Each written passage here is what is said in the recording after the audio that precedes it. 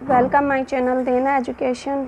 दोस्तों, मैं हूं गुलशन और मैं लेकर आई हूं आप लोगों के लिए पर्यावरण अध्ययन के कुछ 10 क्वेश्चंस जो आप लोगों के सीटेट, डीएसएसबी, केवीएस और बाकी ऑल टेट में यूज़फुल होंगे। तो आई होप आप लोगों को मेरी ये वीडियो पसंद आएगी। तो चलिए स्टार्ट करते हैं। क्वेश्चन नंबर 1 है, वनोन्मूलन के फलस्वरूप निम्नलिखित में से किस वायुमंडलीय गैसीय संगठन के स्तर में वृद्धि होती है? यानी वनोन्मूलन के द्वारा वायुमंडल में कौन सी गैस का स्तर बढ़ जाता है? इसके 4 ऑप्शन हैं, कार्बन डाइऑक्साइड, ओजोन, जलवाष्प, ऑक्सीजन। तो इसका राइट आंसर होगा कार्बन डाइऑक्साइड। देखिए वनोन्मूलन क्या होता है? वनोन्मूलन अर्थात वनों को समाप्त करना ग्लोबल वार्मिंग में कार्बन डाइऑक्साइड की वृद्धि में योगदान देता है और साथ में हरित गृह प्रभाव को भी बढ़ावा देता है। इसका एक ये मुख्य कारक होता है। उष्णकटिबंधीय वनोन्मूलन विश्व की 20% ग्रीन हाउस गैस उत्सर्जन के लिए उत्तरदायी होता है। यह कुल कार्बन डाइऑक्साइड उत्सर्जन का 1/3 वृद्धि के लिए उत्तरदायी होता है। तो इसका राइट आंसर हुआ कार्बन डाइऑक्साइड। नेक्स्ट क्वेश्चन है, निम्नलिखित में से कौन सा जल प्रसारित रोग नहीं है? यानी ऐसा कौन सा रोग है जो जल से नहीं फैलता है? तो देखिए इसमें हैजा, टाइफाइड और हेपेटाइट्स ये 3 रोग तो ऐसे हैं जो जल से फैल जाते हैं, लेकिन जो ट्यूबरकुलोसिस है ये जल से नहीं फैलता है। क्यों? क्योंकि ट्यूबरकुलोसिस का मुख्य कारक होता है माइकोबैक्टीरिया। ये एक जीवाणु होता है जो बहुत छोटा, एरोबिक और चलने में असमर्थ होता है।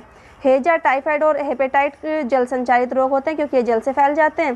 ट्यूबरकुलोसिस जो होता है इसके लक्षण होते हैं कि ये खांसी, बुखार, रात को पसीना आना, वजन घटना आदि इसके प्रमुख लक्षण होते हैं। तो राइट आंसर होगा इसका ट्यूबरकुलोसिस। नेक्स्ट क्वेश्चन है,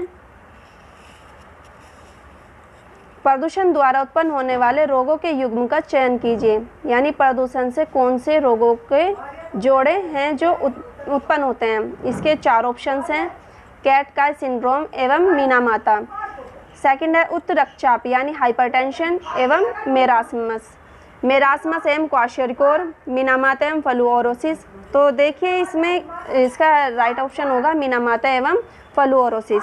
देखिए पारे की अधिकता से होने वाले जो रोग होते हैं उसे मिनीमाता कहते हैं। सबसे पहले जापान में मछलियों की बड़ी संख्या में मर जाने की वजह से इस रोग का पता चला था।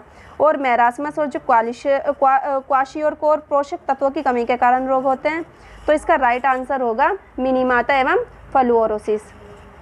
नेक्स्ट क्वेश्चन है, क्लोरोफिल में पाई जाने वाली धातु है। यानी क्लोरोफिल में कौन सी धातु पाई जाती है? मैग्नीशियम, कोबाल्ट, लोहा या निकिल। तो देखिए इसका राइट आंसर होगा फर्स्ट यानी कि मैग्नीशियम। क्लोरोफिल में कौन सी धातु पाई जाती है? मैग्नीशियम।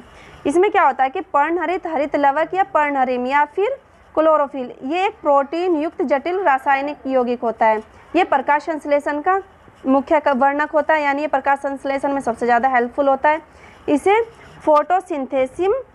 फोटोसिंथेसिस पिगमेंट भी कहा जाता है। इसका मुख्य गठन जो होता है वो कार्बन, ऑक्सीजन, नाइट्रोजन और मैग्नीशियम तत्वों के मिलने से होता है। राइट आंसर होगा मैग्नीशियम।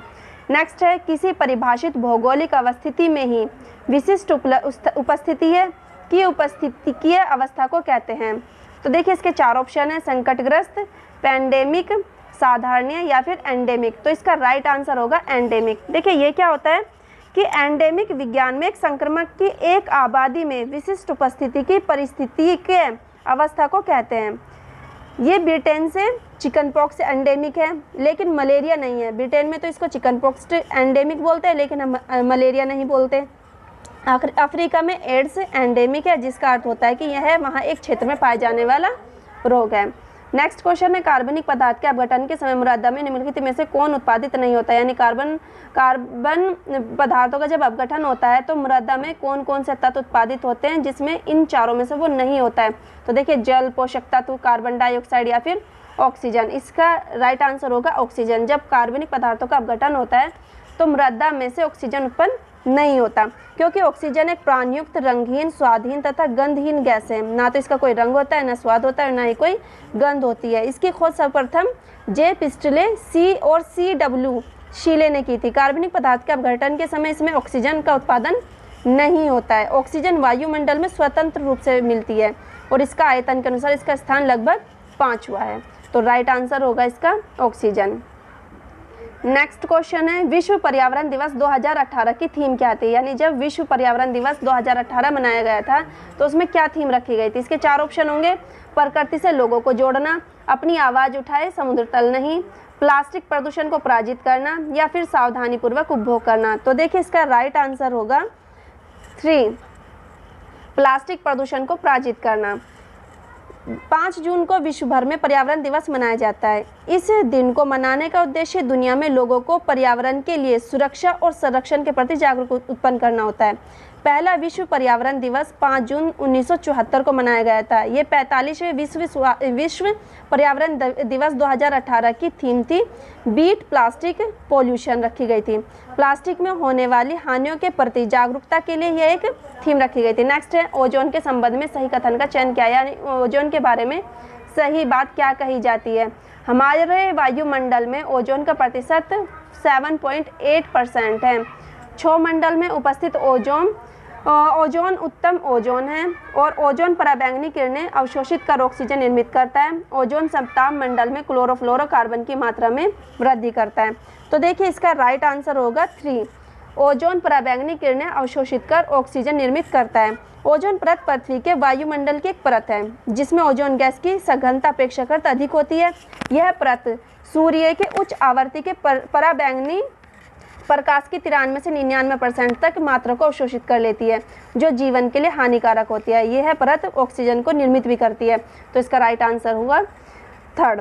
नेक्स्ट क्वेश्चन है, वर्ष 1992 के रियो शिखर सम्मेलन एजेंडा 21 संबंधित है। यानी 1992 के रियो शिखर सम्मेलन जो रखा गया था उसमें एजेंडा 21 का संबंध किससे? इसके 4 ऑप्शन है। संधारणीय विकास से, प्रदूषक कीमत देगा का सिद्धांत से, पर्यावरण शिक्षा से, ओजोन परत के संरक्षण से। तो देखिए इसका राइट आंसर है कि वर्ष 1992 में संयुक्त राष्ट्र संघ का पर्यावरण एवं विकास के मुद्दे पर केंद्रित सम्मेलन ब्राजील में रियो डी जेनेरो में हुआ था, जिसे प्रथम पृथ्वी सम्मेलन के नाम से जाना जाता है। इसमें 170 देशों ने भाग लिया था। इस अवसर पर एजेंडा 21 पारित किया गया था, जिसमें कहा गया था कि पर्यावरण एवं विकास के मध्य संबंध के मुद्दों को समझा जाए तथा किसानों को पर्यावरण संबंधी जानकारी दी जाए। तो इसका सतत विकास संबंध आयोजित किया जाए। तो राइट आंसर है संधारणीय विकास से। नेक्स्ट क्वेश्चन है, निम्नलिखित में से कौन एक से अधिक पौष्टिकता स्तर का सदस्य है? इनमें से पौष्टिकता स्तर बढ़ाने के लिए कौन सा सदस्य सबसे ज़्यादा महत्वपूर्ण है? 4 ऑप्शन है, सांप, टिड्डा, पलवक या मानव। तो राइट आंसर है मानव। खाद्य श्रृंखला में विभिन्न पौष्टिकता स्तरों पर उपलब्ध ऊर्जा की मात्रा बढ़ाने के लिए पौष्टिकता स्तर बढ़ता है। प्रत्येक क्रमिक पोषक स्तर पर कुछ उपलब्ध ऊर्जा क्षय हो जाती है, क्योंकि जीव चयापचय में ऊर्जा का उपभोग होता है। दिए गए विकल्प में सही आंसर क्या होगा? मानव पौष्टिकता स्तर। ये आपके लोगों के लिए 10 क्वेश्चंस थे। आई होप आप लोगों को ये पसंद आएंगे। तो चलिए, मेरी इस वीडियो को सब्सक्राइब करना, कमेंट्स करना, शेयर करना और लाइक करना। आई होप आप लोगों के लिए ये यूज़फुल होंगी। तो चलिए, नेक्स्ट टाइम मैं आप लोगों के लिए फिर 10 क्वेश्चंस लेकर आऊँगी। तो तब तक के लिए बाय बाय, थैंक यू।